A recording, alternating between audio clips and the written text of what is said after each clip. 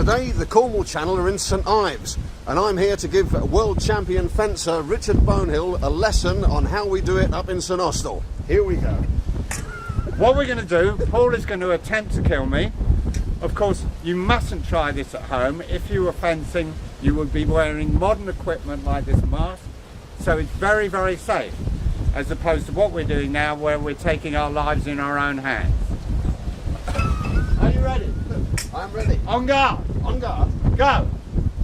Ah! I originally learned fencing when I was at school. I was given basically the choice of cross-country running or fencing. Cross-country running was running around half the country in freezing cold and snow and rain, and fencing was inside in a fencing cell, and you get to dress up and you keep nice and warm. So I thought, that's for me, and that was about 53 years ago. So obviously I quite like it. I've been fencing all my life, and when you get to a certain age, i.e. 40, you become a veteran, so you fence as a veteran. And in 2010 I won the Veterans World Sabre Championship in Croatia, which was a fantastic thing, because to win a world championship is the pinnacle of anyone's career. Yeah. Does it ever sink in, being world champion? It obviously, when you've strived for something all your life, it's very, very important. After I won it, I would wake up every morning and say, I am world champion. And then Lynn, my wife, would say, yeah, but take the rubbish out. So she brings you straight back down to earth.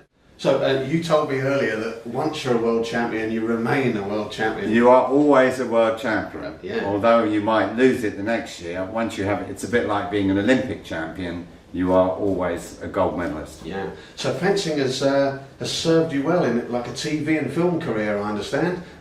Absolutely. I mean, I've been really, really lucky, because I've never had to grow up, basically. Right. I've been able to make a living out of swords and horses, the two things which I really love. And to me, it's the most fantastic job in the world. Yeah. Do you hold the record for being killed the most times in a James Bond film? I think I do, yes. I've appeared in 5 James Bond films, right, mostly as dead bodies, right. and numerous dead bodies in each one. I do get shot and blown up and generally abused, but well, that's St Ives for you. it is, absolutely. It's the fun in it, really. Yeah, fantastic. But kind of floating face down in freezing cold water, it can sometimes, it's not always enjoyable, but they pay you good money, so it's all right. And it's harder than it looks, I suppose, is it? It is, yes. Yeah.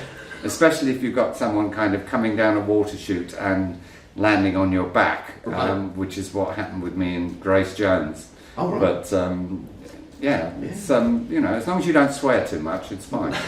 Now, I don't think I've ever been in the same room as a Stormtrooper, an Imperial Stormtrooper. I mean, you played several roles in Star Wars. I did. I was in 2 of the original trilogy, which was Empire Strikes Back, which is quite often named as the most influential and famous film in the world, and Return of the Jedi.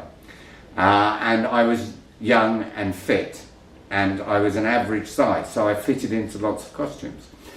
So I did lots of work, basically with different forms of helmet or bucket on your head. So I was a snow trooper and a stormtrooper, and played lots of different alien characters. You were Ryes, weren't you? Ryes, yeah, Num 9, oh, that's right. and as well as being Hoth troopers. And it's funny how things work. I mean, Tauntaun handler I was given the job as, basically because I knew about horses. Right. And the production knew that I could handle a horse, so they thought I could handle this great big strange looking monster. Right. It was just another film that was, in those days I was working as an extra and an action double. The fight choreography came later. And you just turned up for work, you didn't know what the hell was going on, you were put into a costume, you were told go across there, get shot, fall down, next shot, you know, whatever. One of the original Star Wars Stormtroopers helmets sold a couple of years ago for £55,000. I bet you wish you'd kept yours on and drove home in the I wish I had. Unfortunately, you couldn't. You had to sign everything in in the morning, and in the evening sign it out. Yeah. But how I actually got into it was that I was originally a designer, a jewellery designer, and a goldsmith, and I did that for 10 years. And then I just decided I was getting fat and a bit bored. So I decided that I wanted to go into films, and I went away and I rode in Wild West shows and medieval jousting shows, travelling shows. And then someone asked me, they saw me and they asked me to double for James Mason, who was one of the old Hollywood stars in a film. And I started riding, and it took off from there. I mean, it did take off. I mean, how many films have you been in, like big Hollywood movies? I've lost count, but really? I mean, it's over 30 years, and it includes Star Wars and the Indiana Jones movies, Rob Roy, Man in the Iron Mask, basically anything to do with fighting and riding. Yeah. Here on the Cornwall channel, we never name drop, but who's this you're being pinned to the ground by, Richard? These are a few of the cast from The Man in the Iron Mask. On the left, we have Gabriel Byrne. Next to him, Leonardo DiCaprio, John Malkovich, Gerard Depardieu, and Jeremy Lyons. Fencing at Cornwall is fantastic. I joined Truro Fencing Club 20 odd years ago, and there were 4 members. And now we've built it up, and we are one of the major clubs in the UK, especially in sabre, which is one particular discipline. And this year we had 3 people representing Great Britain at the Olympics, out of a total of 10 for Great Britain. And our head coach, John Southfield, is now Great Britain coach. Right. So it's been a fantastic journey. Mm-hmm. And what we're looking to do now is to build a £4 million centre. Specifically, we're Fight Club, specifically for martial arts, including fencing. Right. But of course, the first rule of Fight Club is you never mention Fight Club. Right, yeah. So at the moment, we're fundraising for that and trying to buy the land in the middle of Truro. I mean, roughly how many people are fencing in Cornwall? Is there We have 150 people in the club, and then we have school clubs and satellite clubs, another 400 there. Right. And then there's 4 other clubs in Cornwall, but they're much smaller, and they don't have the dreams and aspirations that we have. Right, yeah. So what happens to old Imperial Stormtroopers after 35 years? Where have they gone? What are you up to now, Richard? Well, most of them are dead. That's right.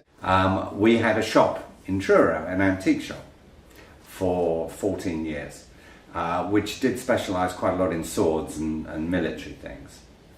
And then we started an antiques fair once a month in Lostwithiel, which was now 23 years ago, which is now the longest running fair in Cornwall. And 4 years ago we started one in Kingsley Village on the A30 at Fratton. And that's been a fantastic success. That's a large fair. It's 3 times a year for 2 days. And we get an average of 1,000 people a day through. I think that the Kingsley Village Antique Fair that you run is the friendliest in Cornwall, I think.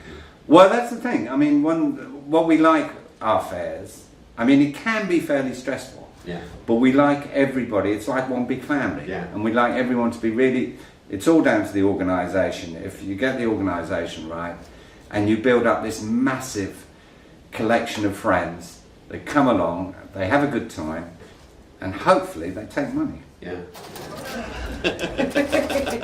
Have to be careful. No, I know. If I burst into song, it's bound to go out, isn't it? Yeah. Good morning. Modern fencing has got 3 disciplines, basically. 3 different weapons. Right. The foil, the sabre, and the épée. Right. And this is a foil, and each one has a different target. Right. And that one is that's really just a practice weapon. Okay. And the target is the torso. And the reason for that is that that's where all the vital organs are. Yeah. I'm at a disadvantage there then. You are. I've got the biggest target. That was never ever used in combat, ever. Okay, yeah. It's just a practice one. Okay. This is the épée, right, which is the closest that you get to the old dueling rapier. Right. So the target for that is the whole of the body. Right, okay. And it's a point, both of these are point weapons only. Right. So you can't cut with them. Right, okay. And this is the saber. Well, I fight all three, but this is my main weapon. Right. This is what I won the World Championships with. Is it? Yeah. It's very, very light. Yeah. And this has been developed from the old cavalry saber. Right. And the target basically is everything above the waist. Right. Because below the waist you were sitting on a horse. Yeah. And as you can see, they're very flexible, they're very safe, Okay. and they're very light. Right. Now that has been developed from this. Yeah. Now this is an original 1796 officer's cavalry sabre. Right. This type of sabre was used at the Battle of Waterloo. Right. And it was one of the most deadly cutting weapons that you could ever imagine. Let's have a feel of that. And in fact, the French complained because of the vicious injuries that actually inflicted in warfare. It's hard. I mean, I can't You imagine can take a man's head off or a man's arm quite easily with that. Yeah. When you handle a lot of these, one of the Yeah. fascinating things in filming is you get to handle a lot of original weapons. Yeah. You realise what tremendous upper body Yeah, strength they have. Yeah. Because you would sit on a horse with that, Yeah. and basically you would charge forward, cutting down like that. Yeah. Cutting away from the horse's head. Yeah. Of course. Because if you cut in and you miss the person on the ground, Yeah. you manage to severely hurt your horse. Wow, it's amazing, isn't it? Those were the days, eh? Those were the days. Those are the days I should have lived. Yeah. You would have loved what? You would have loved riding into battle?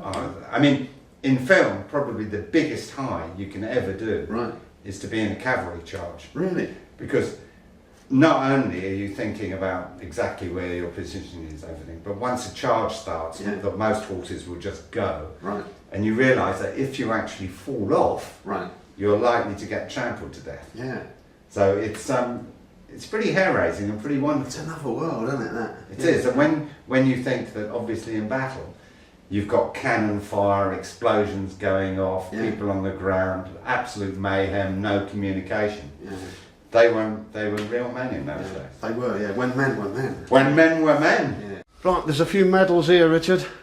There are indeed. These are some of the medals I've won over the years. I've won 53 titles, Yeah. which are gold medals besides silvers and bronzes. Fantastic. And these are some of the ones which include Commonwealth medals, and on the end there is the World Championship medal. Yeah.